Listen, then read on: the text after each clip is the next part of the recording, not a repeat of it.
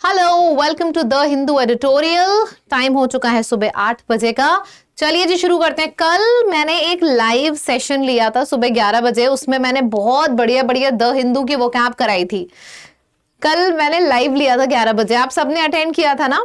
बीच बीच में मैं टेलीग्राम पे जो कमेंट करती हूँ ना कि आज मेरा लाइव लेने का मन है, आज मेरा टेस्ट कराने का मन है, यार टेलीग्राम पे एक्टिव रहा करिए। ये देखिए, ये टेलीग्राम है, इस पे एक्टिव रहा करिए। आप लोगों को लगा होगा कि कल द हिंदू हुआ ही नहीं था, बल्कि कल तो द हिंदू लाइव हुआ था सुबह 11 बजे। मैंने टेस्ट लिया था, मजेदार हुआ था। तो टेलीग्राम पे ना जब लाइव रहते हो, जैसे मेरे को कुछ आइडिया आया, मुझे आपसे कुछ शेयर करना है, तो मैं तुरंत मैसेज करती हूँ। अब जो लाइव है, टेलीग्राम पे एक्टिव है, उसको तो पता चल गया होगा। बाकी लोगों को लग रहा होगा अरे मंडे को तो द हिंदू हुआ ही नहीं, बल्कि उस दिन तो लाइव हुआ था। इसी वजह से भैया टेलीग्राम पे एक्टिव रहा करिए, ठीक है। अगर कभी द हिंदू नहीं होना है तो मैं आपको पहले से ही इन्फॉर्म कर दूंगी टेलीग्राम पे कि मेरी तबीयत नहीं सही है, कल नहीं होगा। लेकिन एक्टिव रहो, तभी ये सब कर पाओगे। इतना गजब का सेशन हुआ था जो लाइव टेस्ट हुआ था द हिंदू का, मजा आ गई थी भाई उसमें। चलिए, thank you so much for lovely comments. अब हम शुरू करते हैं अपने आज के वोकैब का सेशन। बढ़िया से पढ़िएगा, बढ़िया से पढ़िएगा। अच्छा है पैराग्राफ, बहुत अच्छा है। वर्च्यूज, वर्च्यूज का मतलब सभी को पता है, मॉरल प्रिंसिपल्स, मॉरल्स आपके प्रिंसिपल्स। अच्छा, प्रिंसिपल में एलई वाला आएगा, क्योंकि जिस प्रिंसिपल में PAL आता है, इस वाले प्रिंसिपल का मतलब होता है मेन, ठीक है। यहाँ पे PLE वाला आएगा प्रिंसिपल, ध्यान से देखिएगा। तो मॉरल है, वर्च्यूज है, प्रिंसिपल्स है, गुडनेस है, इंटीग्रिटी है, और क्या हो सकता है, अपराइटनेस है। देखो सिंपल सी चीज है, इधर मैं लिखा करूं, उधर आप लिखना शुरू कर दिया करो। अगर हम लोग साथ में साथ लिखते रहेंगे ना, तो दिमाग में प्रेशर पड़ेगा। जितना प्रेशर पड़ेगा उतना दिमाग और सोचता है। मैं इधर लिख रही हूं, आप उधर लिखो। और भी वर्ड्स पता होंगे। रेक्टिट्यूड एक अच्छा वर्ड है, रेक्टिट्यूड, इसका भी मतलब होता है, रेक्टिट्यूड मतलब राइट, एक ऐसा व्यक्ति जो हमेशा राइट रहे। प्रिंसिपल्स, मॉरल्स, इंटीग्रेट, वैल्यूज पे चले। ऑपोजिट हो जाएगा वाइस। देखो ये VICE है, WISE नहीं है। इस वाले वाइस का मतलब होता है तेज, विजडम, समझदार, दिमागदार। ये वाला वाइस एक नेगेटिव वर्ड है, डिसऑनेस्टी, विकेडनेस, सिन से भरा हुआ। तो आप यहां पे कर सकते हो सिन से भरा हुआ, तो सिंस हो गया। विकेड से रिलेटेड जितने भी वर्ड्स हैं आपके दिमाग में आ रहे हैं, लिख लो। सिंस हैं, और क्या हो सकता है, फ्लॉ है, बिल्कुल सही है, फ्लॉ है, फॉल्ट है, लिखते जाओ। फ्लॉ है, फॉल्ट है, ब्लेमिश है, तो फ्लॉ है, फॉल्ट है, ब्लेमिश है, सिंस है, और क्या हो सकता है, blot on somebody's name, blot हो गया किसी के नाम पे धब्बा, और क्या हो सकता है, करप्शन हो गया, बिल्कुल सही है। सोचो, डिफेक्ट्स है, करप्शन है, करप्शन है, तो ये सारा का सारा वर्ड आप लिख सकते हो। Dishonesty, wickedness, since, flaw, fault, blemish, blot, corruption, सब आ सकता है, ठीक है। चलो नेक्स्ट वर्ड है फ्रेटर्निटी। फ्रेटर्निटी वर्ड का मतलब होता है भाईचारा, यानी कि ब्रदरहुड। बहुत प्यारा वर्ड है, बहुत अच्छा वर्ड है। ब्रदरहुड, फेलोशिप, यूनिटी, मतलब जब लोग साथ साथ हैं, मतलब आप इसको ऐसे बोलते हो भाईचारा। पहले के जमाने में आप लोगों ने मम्मी पापा से बहुत सुना होगा, भाईचारा था, लोग साथ साथ रहते थे। साथ साथ रहते थे मतलब यूनिटी में रहते थे। अकॉर्ड, अकॉर्ड हो जाएगा, कॉनकॉर्ड हो जाएगा, साथ में रहते थे, तो टुगेदर रहते थे, आपका ये हो जाएगा, ठीक है। इन सबका मतलब होता है साथ साथ। ऑपोजिट हो गया अलग अलग, अलग अलग का मतलब है डिविजन, तो डिवाइडेड हो गया, सेग्रीगेटेड हो गया, और क्या आ सकता है, सोचो। डिवाइडेड है, सेग्रीगेटेड है, एक तरफ साथ साथ है मतलब यूनिटी, दूसरी तरफ अलग अलग, अकेले। आइसोलेशन हो गया, सोलो हो गया, अलग अलग, अकेले। राइवलरी हो गया, और क्या क्या आएगा, रिबेल, लड़ाई झगड़ा बोल सकते हो आप, अलग अलग है। रिवोल्ट है, रिवोल्ट है, रिबल है, डिवाइडेड है, सेग्रीगेटेड है, और क्या हो सकता है, अलग अलग लोग हैं, आपस में बात नहीं कर रहे हैं। फ्यूड है, लड़ाई झगड़ा है, फ्यूड है। रैथ है, फ्यूड, रैथ, इन सब का भी मतलब होता है लड़ाई झगड़ा, बहसबाजी, सब अपना आपस में एक साथ नहीं है, अलग अलग हैं। मैं तुम्हें नहीं जानता, तुम मेरे लिए एलियन हो, तो एलियन एक वर्ड यहां पे आ सकता है, एलियन। तो एक तरफ साथ साथ दिख रहा है, दूसरी तरफ अलग अलग दिख रहा है। क्लियर है सबको। चलो नेक्स्ट वर्ड आ जाता है इनहेरेंट। इनहेरेंट का मतलब ऑलरेडी नेचुरल कैरेक्टरिस्टिक्स, मतलब कुछ भी एक्ट नहीं है, आर्टिफिशियल नहीं है, सब कुछ नेचुरल है। इननेट है, ये बहुत प्यारा वर्ड है इननेट। इननेट, इंट्रिंसिक, ट्रिंसिक, देखो इननेट, इंट्रिंसिक और इनहेरेंट, इन सब का मतलब है कोई चीज पहले से ही है, मतलब आप आर्टिफिशियली नहीं एक्ट कर रहे हो। ऑपोजिट हो जाएगा आपने बाहर से लिया है, बाहर से कोई चीज ली है तो वो एक्सटर्नल हो जाएगा, एक्सट्रिंसिक हो जाएगा, एक्वायर्ड हो जाएगा। एक तरफ अंदर का है इननेट नेचुरल, दूसरी तरफ आर्टिफिशियल बाहर का है, सुपरफिशियल है, ऊपर ऊपर से दिख रहा है, समथिंग दैट इज सुपरफिशियल। आपने ये वर्ड सुना होगा सुपरफिशियल, और एक वर्ड सुना होगा शैलो, सुना है सब लोगों ने, बहुत इंपॉर्टेंट है दोनों वर्ड्स। सुपरफिशियल, एक वर्ड आ जाएगा शैलो, मतलब ऊपर ऊपर से, एडेड है, अंदर के फीचर्स नहीं है, सारे एडेड फीचर्स हैं, सुपरफिशियल्स हैं, शैलो हैं, ऊपर ऊपर, एक्सटर्नल है। चलो नेक्स्ट वर्ड है रेलिक्स। रेलिक्स का मतलब हो जाएगा objects from the past, often historical.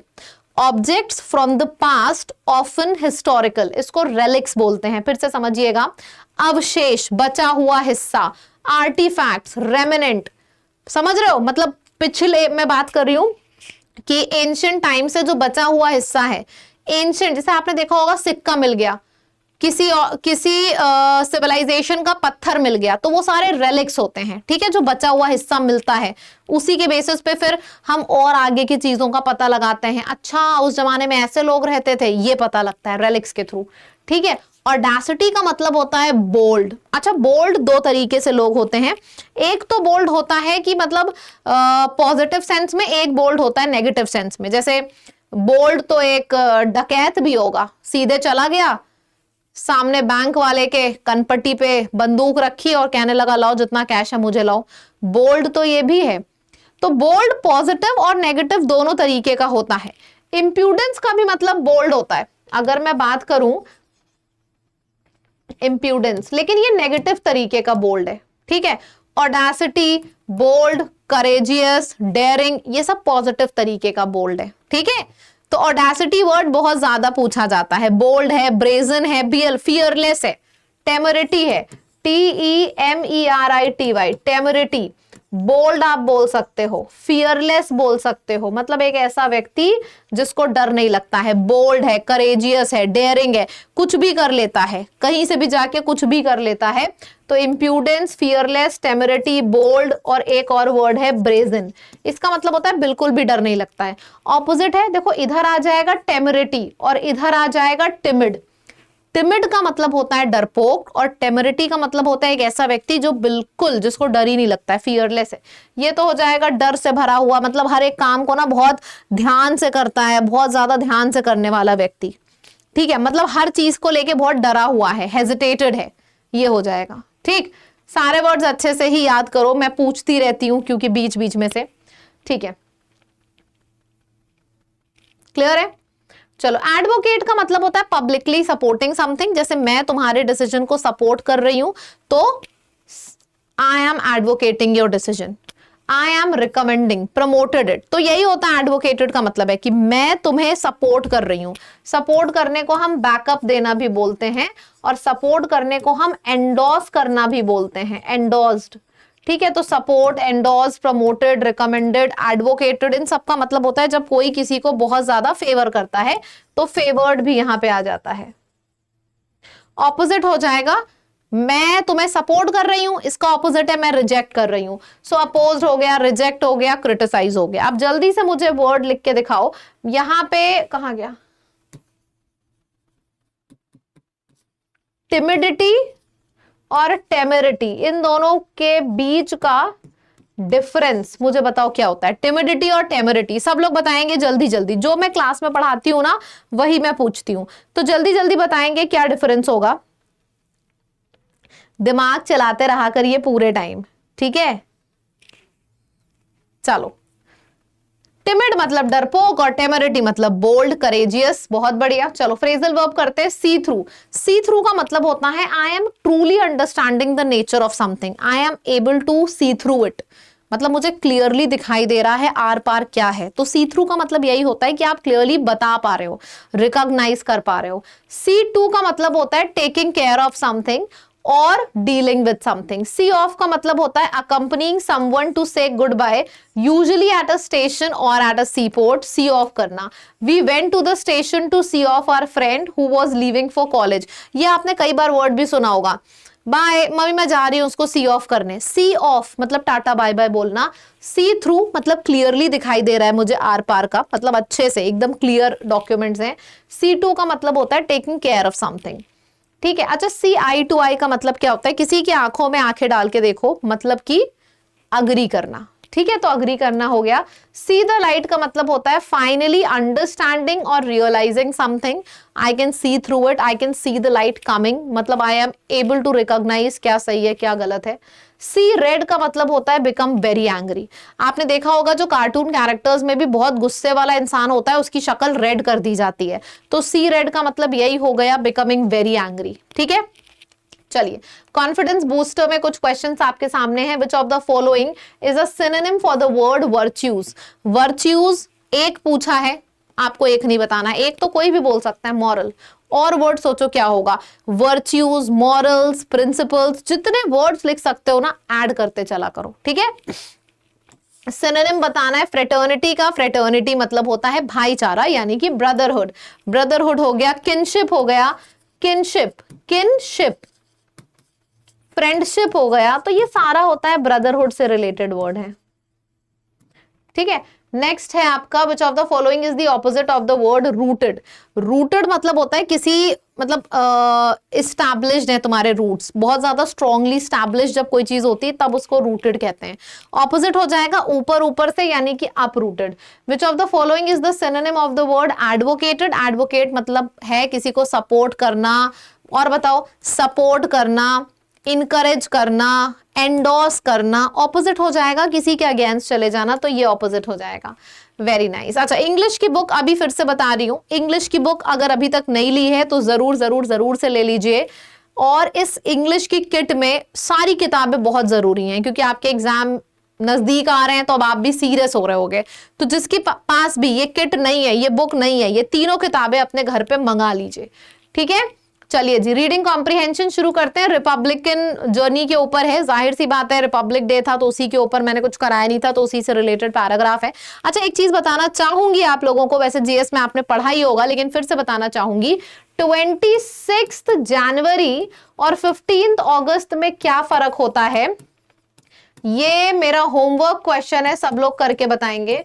26 जनवरी को फ्लैग होस्टिंग जो होती है वो कौन करते हैं? प्रेसिडेंट या प्राइम मिनिस्टर? और 15 अगस्त को कौन करता है? प्रेसिडेंट या प्राइम मिनिस्टर? ठीक है, ये आप मेरे को सर्च करके लिख के बताओगे, ठीक। वैसे अमन सर ने बताया होगा आपको मेरे ख्याल से 26 जनवरी में, बट फिर भी आप मेरे को आंसर बताओगे।